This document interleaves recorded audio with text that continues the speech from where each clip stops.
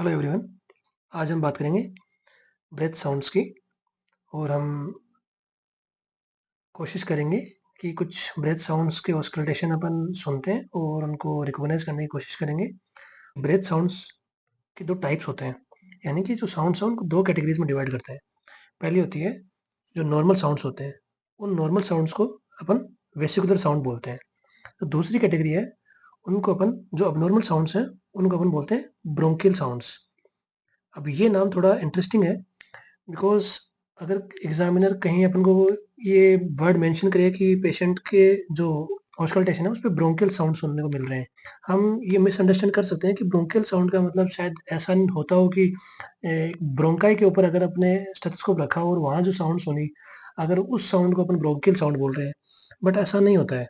Bronchial sound का मतलब होता है कि जो अबनॉर्मल साउंड्स हैं, उनको अपन ने एक कैटेगरी में रखा है और उस कैटेगरी का नाम है ब्रोंकियल साउंड्स। यानी कि ये यूजुअली एक पेशेंट के रेस्पिरेशन के दौरान स्टेथोस्कोप पे ये आवाज़ें नहीं होती। बट अगर उसमें कोई लंग डिज़ीज़ है, तो उस केस में जो अबनॉर्मलिटी है साउंड्स की, उस साउंड्स की कैटेगरी को अपन ब्रोंकियल साउंड्स बोलते हैं। सबसे पहले अपन देखते हैं कि जो नॉर्मल साउंड होती है, उसमें जो उसका पिच होता है वो लो होता है और ये सॉफ्ट होती है as compared to bronchial sound, जिसमें हाई पिच होगा और ये साउंड्स लाउड होंगी। ये साउंड सॉफ्ट है और वो लाउड होंगी। ये जो वेसिकुलर साउंड होती है, ये अपन सुन सकते हैं ओवर हेल्दी लंग, यानी कि हेल्दी लंग के किसी भी पार्ट पे अपन स्टेथोस्कोप रखेंगे और वहाँ से इस साउंड को अपन सुन सकते हैं। जो अबनॉर्मल और ये ब्रोंकियल साउंड्स हैं, ये मेनली कहाँ सुनाई देंगी? जहाँ डिज़ीज़ है। फॉर एग्ज़ाम्पल अगर किसी को राइट साइड का जो लंग है, उसके अपर पार्ट में अगर कंसोलिडेशन हो गया है, तो उसकी वजह से जो राइट साइड के लंग का जो अपर पार्ट है, ओनली वहीं पे अपन को ये ब्रोंकियल साउंड सुनाई देंगी। जबकि जो लेफ्ट अगर लंग उसका नॉर्मल है, तो लेफ्ट लंग पे सेम पेशेंट के लेफ्ट लंग पे जो आवाज़ सुनाई देगी वो नॉर्मल होगी। तो ये होता है कि पूरे लंग पे कहीं पे भी सुन लो, एक जैसी आवाज़ होगी। तो उसको अपन वेसिकुलर या नॉर्मल साउंड बोलते हैं। और ब्रोंकियल साउंड कहाँ सुनने को मिलेंगी? ओनली ओवर डिजीज़ लंग, यानी कि जो पार्ट इन्वॉल्व्ड है डिजीज़ में, ओनली वहीं पे अपन को स्टेथोस्कोप रखने पे ये साउंड्स आएँगी। अब ये एक रेस्पिरेटरी ट्रैक्ट का मॉडल है, जहाँ आप देख सकते हैं कि ट्रेकिया डिवाइड हो रहा है राइट और लेफ्ट ब्रोंकस में, और ये फर्दर डिवाइड हो रहे हैं टर्मिनल ब्रोंकियोल्स, और ये लास्ट पोर्शन है एल्वेलाइज। तो जो ये पोर्शन है, सिंस यहाँ पे जो एयर का फ्लो है वो ज़्यादा है, और सिंस ये सिंगल ट्यूब पूरे एयर के प्रेशर को मेंटेन कर रहा है और फेस कर रहा है, तो इसकी वजह से यहाँ जो साउंड अगर अपन सुनेंगे स्टेथोस्कोप रखने पे, उसकी पिच ज़्यादा होगी और ये लाउड होगी। ये सिमिलर साउंड होगी कुछ जो आगे जाके अबनॉर्मल साउंड्स होंगी, लेकिन फ़र्क ये होगा कि यार ये यहाँ सुनने पे आ रही है। लेकिन अगर अपन स्टेथोस्कोप यहाँ रखेंगे तो ये साउंड नहीं आएगी, अगर नॉर्मल लंग है। लेकिन अगर अबनॉर्मल लंग है, उसमें कोई डिज़ीज़ है, तो ऐसे पोर्शन पे, इस पोर्शन पे, इस पोर्शन पे सुनेंगे, तो भी हाई पिच और लाउड साउंड सुनाई देगी। तो वो ब्रोंकियल साउंड है, ये ब्रोंकियल साउंड नहीं है। ऐसा होता है कि सिंस अब आगे जाके ये मल्टीपल टर्मिनल ब्रोंकियोल्स में डिवाइड हो गया है और वहाँ से मल्टीपल एल्वेलाई में जा रहा है। तो ये जो एयर का फ्लो है, ये सारे एल्वेलाई इंडिविजुअली पार्टिसिपेट करके और इसके डिस्ट्रीब्यूशन कर लेंगे। तो उस डिस्ट्रीब्यूशन की वजह से क्या होगा कि जो साउंड है वो फ़िल्टर हो जाएगी। यानी कि सारे के सारे एल्वेलाई मिलके और डिस्ट्रीब्यूट करके सारी एयर को उसका फ़िल्ट्रेशन कर देंगे, जिसकी वजह से जो यहाँ सुनाई देगा ऑस्कल्टेशन पे स्टेथोस्कोप से, उसकी जो इंटेंसिटी होगी वो लो पिच होगी और ये सॉफ्ट साउंड होगी। तो ये नॉर्मली होता है। अब मैं आपको एक नॉर्मल ऑस्कल्टेशन पे जो वेसिकुलर साउंड होती है, वो मैं आपको सुनाने की कोशिश करता हूँ।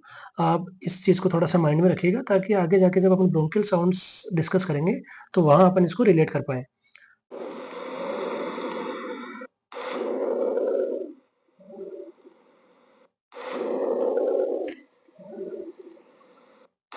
ये जो अपन ने साउंड सुनी है, ये नॉर्मल एक वेसिकुलर साउंड है। तो इसमें जो स्टार्टिंग का पोर्शन आपने सुना होगा, उसकी इंटेंसिटी थोड़ी कंपैरेटिवली ज़्यादा थी, और उसके बाद थोड़ा-सा पॉज़ आता है और फिर लो इंटेंसिटी होती है। तो ये जो स्टार्टिंग वाला पोर्शन है, ये इंडिकेट करता है इंस्पिरेशन को। यूजुअली इंस्पिरेशन लॉन्गर होता है, तो इंस्पिरेशन को ये इंडिकेट करता है, और जो ये माइन्यूट वाला पोर्शन है, जो थोड़ी कम इंटेंसिटी से आवाज़ आ रही है, वो इंडिकेट करती है एक्सपीरेशन को। तो ये अपन ने एक नॉर्मल वेसिकुलर साउंड सुना है। अब अपन डिस्कस करते हैं कि जो अबनॉर्मल केसेज़ हैं, ये किस केस में हो सकते हैं? ये कुछ डिज़ीज़ होती हैं जिनकी वज़ह से ये अबनॉर्मल साउंड्स और ब्रोंकियल साउंड सुनने को मिलती हैं। सबसे पहले अपन डिस्कस करेंगे pneumonia, as you all know, pneumonia का मतलब है कि जो एल्वेलाइज हैं उसके अंदर सीक्रेशंस बढ़ जाएंगे और उसमें फ्लूइड अक्यूमुलेट होने लग जाएगा। तो जिसकी वजह से जो एयर का फ्लो है वो उतना ईजी और उतना इक्वली डिस्ट्रीब्यूट नहीं हो पाएगा। तो अगर डिस्ट्रीब्यूट नहीं हो पा रहा है तो इसकी वजह से जो वहाँ पे साउंड की इंटेंसिटी है वो ज़्यादा होगी, यानी कि उसकी जो पिच है वो ज़्यादा होगी और वो लाउड होगा। निमोनिया में क्या होता है बेसिकली, अपन एक्सरे पे भी ये चीज़ देखेंगे, निमोनिया में कंसोलिडेशन हो जाता है लंग्स के पार्ट्स का। वो डिपेंड करता है कि कौन सी निमोनिया है, उसके हिसाब से कंसोलिडेशन वेरी करता है। कि किसी में अगर मान लो कि इटियोलॉजिकल एजेंट अगर किसी में स्ट्रेप्टोकोकस है या फिर स्टेफाइलोकोकस है या क्लेबिसेला है, तो इनकी वजह से अलग अलग तरीके से लंग्स इन्वॉल्व होंगे और उनमें कंसोलिडेशन होगा। कंसोलिडेशन का मतलब है कि लंग्स हार्डन हो जाएंगे, यूजुअली लंग्स सॉफ्ट होते हैं, बट इस केस में जो इन्वॉल्व पार्ट है जहाँ पे जो एल्वेलाइज में फ्लूइड एक्यूमुलेट हो रहा है वो पार्ट हार्ड फील होगा, तो ये कंसोलिडेशन बोलते हैं अपन। तो कंसोलिडेशन में क्या होगा, ब्रोंकियल साउंड सुनाई देंगे। और न्यूमोनिया के केस में जो ब्रोंकियल साउंड होते हैं उनको अपन बोलते हैं ट्यूबुलर ब्रीदिंग। अपन थोड़ी देर बाद में ये सारी जो अबनॉर्मल साउंड या जो ब्रोंकियल साउंड्स हैं उनको एक एक करके अपन सुनेंगे, बट उससे पहले अपन थोड़ा सा एक थ्योरेटिकली आइडिया ले लेते हैं कि ये कौन सी साउंड किन में होती है। तो अपन को याद रखना है निमोनिया में ट्यूबुलर ब्रीदिंग होती है। अब ट्यूबुलर ब्रीथिंग क्या होता है, ये कैसे अपन मतलब कि याद रख सकते हैं। एक नॉर्मली अगर अपन अपनी फिस्ट को बंद करें और उसके अंदर अगर एयर ब्लो करें तो जो काइंड ऑफ साउंड सुनाई देगी वो रिजेंबल करती है रफली ट्यूबुलर ब्रीदिंग से। या फिर अपन एक जैसे वाटर पाइप होती है, तो अगर उस पाइप में अगर अपन फोर्सफुली एयर ब्लो करेंगे तो जो साउंड प्रोड्यूस होगी वो सिमिलर होगी ट्यूबुलर ब्रीदिंग के। इसके बाद दूसरा पोर्शन आता है, दूसरी डिजीज आती है कि लंग्स में कोई कैविटी हो गई है। कैविटी का क्या मतलब होगा कि मान लीजिए ये कोई ब्रोंक्यूल है और ये मल्टीपल एल्वेलाई में डिवाइड हो रहा है। तो ये एक-एक एल्वेलाई है और इसमें सब में एक इक्वली एयर का डिस्ट्रीब्यूशन होगा और ये साउंड को फ़िल्टर करेंगे और उसकी पिच को लो कर देंगे। बट यहाँ क्या होता है कि अपन ऐसे समझते हैं कि कैविटी का मतलब क्या है कि ये जो मान लीजिए कि 5 एल्वेलाई अलग-अलग थे, लेकिन अब ये सारे यूनाइट हो गए हैं, यानी कि डिफ्यूज़ हो गए हैं। तो अब एक सिंगल कैविटी की तरह ये काम करेंगे। तो जो एयर पहले इसमें से आ रही थी, वो 5 पोर्शन में डिवाइड हो रही थी, बट अब वो 5 पोर्शन में डिवाइड ना होके सारी इसी एक स्पेस में आ जाएगी। तो इसकी वजह से जो एयर का जो डिस्ट्रीब्यूशन है वो नहीं हो पाएगा और जो यहाँ पे जो साउंड की पिच होगी वो ज़्यादा होगी, प्लस जो ऑस्कल्टेशन पे जो आवाज़ आएगी वो लाउड होगी।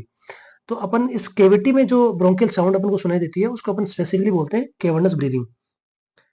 अपन ये भी अब थोड़ी देर में सुनेंगे और याद रखने के लिए और थोड़ा रेफरेंस पॉइंट के लिए मैं बता देता हूँ कैवर्नस ब्रीथिंग ऐसा जैसे अपन ने देखा ट्यूबुलर ब्रीथिंग का मतलब होता है कि या तो अपन अपनी फिस्ट में एयर ब्लो कर रहे हैं या फिर कोई नॉर्मल वाटर पाइप है उसमें एयर ब्लो करते हैं, तो जो साउंड आती है वो ट्यूबुलर ब्रीथिंग को रिजेंबल करती है।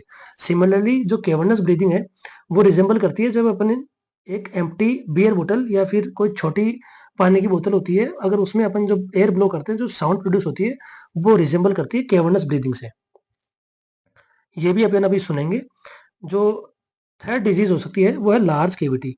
अभी अपन ने देखा कि कुछ limited amount of alveoli diffuse होकर कैविटी बना रहे हैं, एक छोटा पोर्शन लंग का कैविटी बना रहा है, बट अगर लंग में कैविटी ज्यादा एरिया में है तो जो ब्रोंकियल ब्रेथ साउंड होगा वो विथ मोर ब्लोइंग होगा। या फिर अपन इसको बोलते हैं, पहले बोलते थे और यूज करते थे कि ये मेटेलिक क्वालिटी का होगा, यानी उसमें कुछ इस तरह की आवाज आएगी कि अपन को कुछ मेटेलिक जो साउंड होती है उसको ये रिजेंबल करेगा। और जो ये ब्रोंकियल ब्रीथ साउंडिंग है जो मेटेलिक क्वालिटी की है उसको अपन बोलते हैं एम्फोरिक ब्रीदिंग। ये भी अपन अभी थोड़ी देर में सुनेंगे। तो अपन को याद रखना है कि ट्यूबुलर ब्रीदिंग न्यूमोनिया में होती है और ये कैसी होती है, जैसे कि अपन एक खाली वाटर पाइप में या फिर अपनी जो फिस्ट होती है उसमें जब एयर ब्लो करते हैं तो साउंड प्रोड्यूस होती है उसको रिजेंबल करती है। दूसरी अगर कैविटी है तो उसमें जो कैवर्नस ब्रीदिंग होगी, कैवर्नस ब्रीदिंग किससे रिजेंबल करेगी कि अपन एक एम्प्टी बियर बोतल में एयर को ब्लो कर रहे हैं तो जो साउंड प्रोड्यूस होती है उसको कैवर्नस ब्रीदिंग बोलेंगे।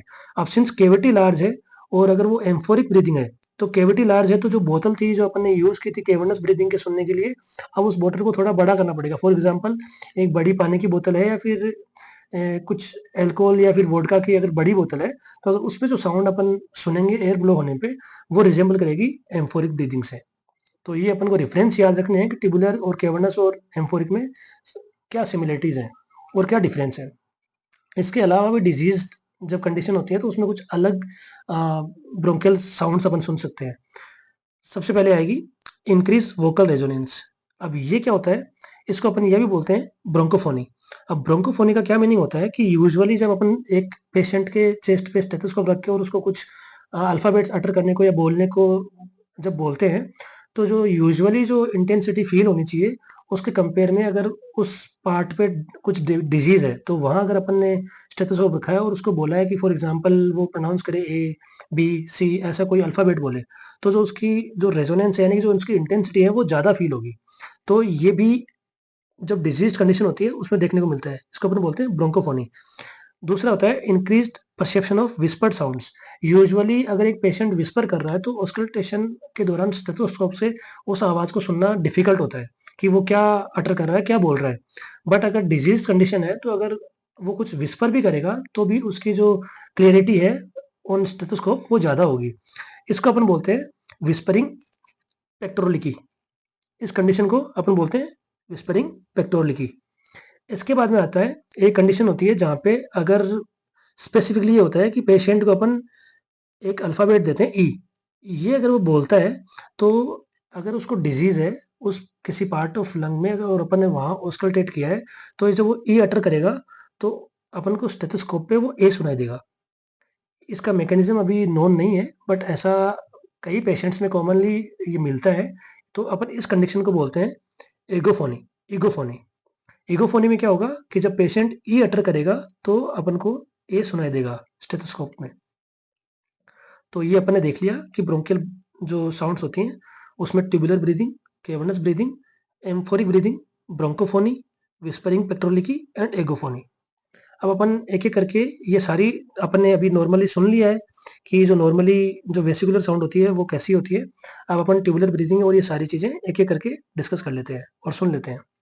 ये जैसे मैंने एक बताया कि आपको याद रखने के लिए ये होगा कि एक आप इनको तो जानते ही होंगे लेब्रोन जेम्स। अगर ये अपन अपनी फिस्ट में अगर एयर ब्लो करते हैं तो जो साउंड सुनाई देती है वो रिजेंबल करेगी किसको?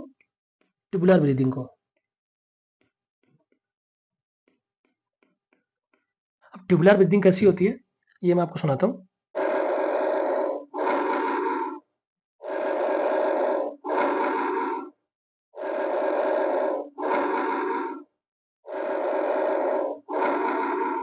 ये सुन के आपने थोड़ा बहुत इसको वेसिकुलर साउंड से कंपेयर करेंगे तो आपको लगेगा कि जो इसमें इसकी साउंड की जो पिच है वो ज़्यादा है प्लस ये मोर लाउड है।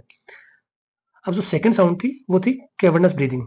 कैवर्नस ब्रीदिंग जैसे कि मैंने बताया कि एक एम्प्टी बियर बॉटल में अगर अपन एयर ब्लो करते हैं तो जो साउंड सुनाई देगी, जो साउंड आएगी वो है कैवर्नस ब्रीदिंग से सिमिलर।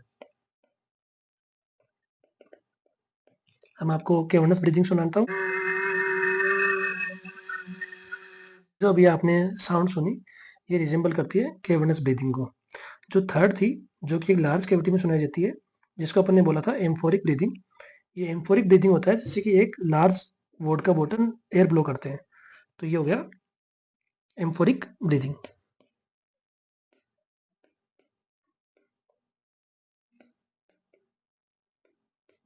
और एम्फोरिक ब्रीदिंग में क्या होता है कि लार्ज इंटेंसिटी होती है साउंड की और उसके साथ मेटेलिक क्वालिटी की रिजेम्बलेंस होती है। तो मैं अब आपको एम्फोरिक ब्रीदिंग की एक ऑस्कल्टेशन साउंड सुनाता हूँ।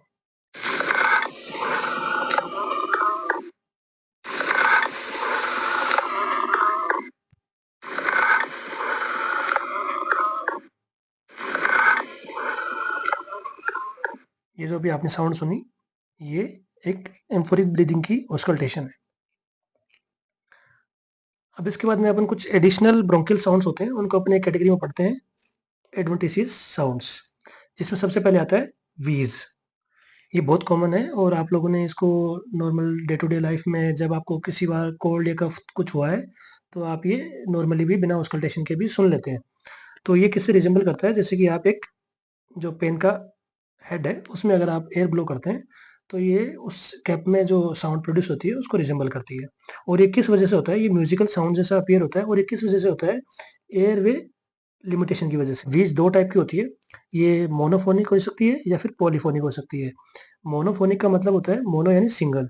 तो ये तो यूजुअली ये लोकलाइज्ड जो एयरवे ऑब्स्ट्रक्शन है, यानी कि एक पर्टिकुलर जो एयरवे का पोर्शन है उसी में अगर कोई ऑब्स्ट्रक्शन है तो जिसकी वजह से जो व्हीज प्रोड्यूस होगी उसको अपन मोनोफोनिक व्हीज बोलेंगे। ये कब हो सकता है जैसे कि ब्रोंकस के अंदर ट्यूमर है।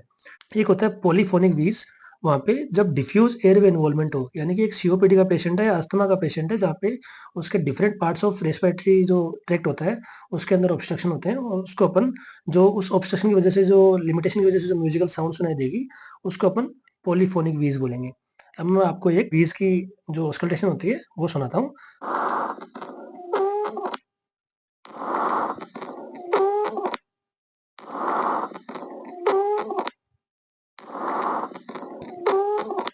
ये व्हीज है। इसके अलावा वीज में एक कैटेगरी होती है जो कि यूजुअली रिजेंबल करती है वीज को, बट यहाँ पे जो जो क्वालिटी है उसकी वो लो पिच होती है। इसको अपन बोलते हैं रोंकाई। रोंकाई क्या है? एक स्पेशल वेरिएंट है वीजिंग का, जहाँ पे जो इंटेंसिटी है, जो उसकी पिच है वो थोड़ी कम होगी। तो मैं आपको एक रोंकाई का ऑस्कल्टेशन सुनाता हूँ।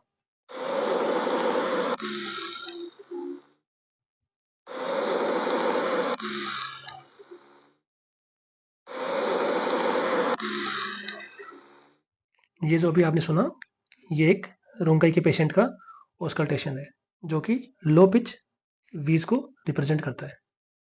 जो सेकंड कैटेगरी है वो होता है क्रेप्स या क्रेपिटेशंस या क्रैकल्स या फिर रेल्स। ये दो टाइप के होते हैं, कोर्स क्रेप्ट्स और फाइन क्रेप्ट्स। अगर कोर्स क्रेप्ट्स है तो जो साउंड प्रोड्यूस होगी, और ये कब हो सकता है? ये ब्रोंकियोटेक्सिस के जो पेशेंट है उनमें हो सकता है। तो जो साउंड प्रोड्यूस होगी वो ऐसे रिजेंबल करेगी जैसे अपन ने एक वाटर फिल्ड ग्लास में एयर ब्लो करी किसी स्ट्रॉ के थ्रू। तो जो जो बबल्स की जो साउंड होगी, जो ये बबलिंग साउंड है, रिजेंबल करती है कोर्स क्रेपिटेशन से। अब मैं आपको एक कोर्स क्रेपिटेशन का ऑस्कल्टेशन सुनाता हूँ।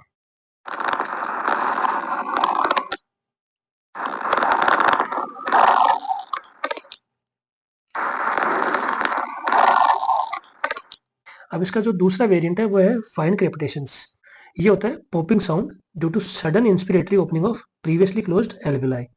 ये ऐसी कंडीशंस हैं कि जहाँ एल्विलाई एक्सपिरेशन के दौरान क्लोज हो गई थी, बट अगर सडनली इंस्पायर करते हैं, यानी कि एक निमोनिया का पेशेंट है, पल्मोनरी एडिमा का पेशेंट है या फाइब्रोसिस का पेशेंट है, तो वहाँ पे जो क्लोज्ड एल्विलाई है वो अगर इंस्पिरेशन के दौरान सडनली ओपन हो, तो जो ओपनिंग की साउंड होगी उसकी वजह से फाइन क्रेप्ट्स बोलते हैं। और अगर एक पेशेंट इंटरस्टिशियल लंग डिजीज का है, वहाँ भी फाइब्रोसिस होगी। फाइब्रोसिस कहाँ होगा? जो इंटरस्टिशियम है, यानी कि जो इन बिटवीन एल्विलाई जो एरिया है, अगर वहाँ फाइब्रोसिस है तो उस केस में जो फाइन क्रेपिटेशंस होंगे वो उनको अपन स्पेसिफिकली वेलक्रो क्रेपिटेशंस बोलेंगे या फिर वेलक्रो क्रेप्ट्स बोलेंगे। और ये किसको रिजेंबल करते हैं? ये जैसे कि अपन एक स्ट्रैप को ओपन करते हैं, फॉर एग्जांपल ये एक स्ट्रैप है और अपन इसको अगर ओपन करेंगे तो जो साउंड सुनाई देगी ये जो फाइन क्रेपिटेशंस हैं उसकी ऑस्कल्टेशन को रिजेंबल करेगी। अब मैं आपको एक फाइन क्रेपिटेशंस का ऑस्कल्टेशन सुनाता हूँ।